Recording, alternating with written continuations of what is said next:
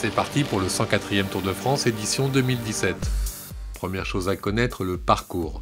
Les coureurs s'élancent le 1er juillet de Düsseldorf en Allemagne, arrivés le 23 juillet sur les Champs-Élysées. Le sud de la France est à l'honneur, sur les 21 étapes, 12 sont situées dans la partie sud du pays. La particularité cette année, ce sont moins d'épreuves en montagne. Pour la première fois en 25 ans, les coureurs traversent les 5 principaux massifs français avec au programme 3 arrivées en altitude, 2 dans les Alpes et 1 dans les Pyrénées.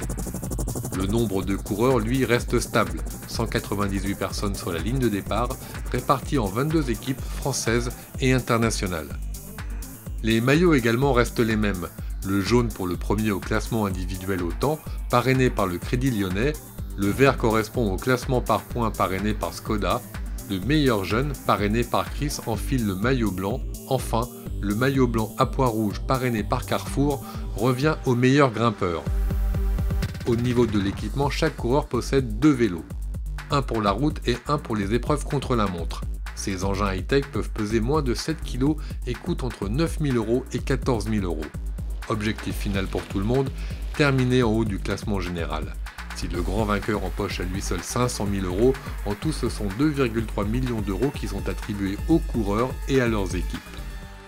Ces revenus proviennent d'abord de la vente des droits de retransmission télé pour 50% et de la caravane publicitaire pour 40%. Les 10% restants, eux, représentent la participation des villes-étapes.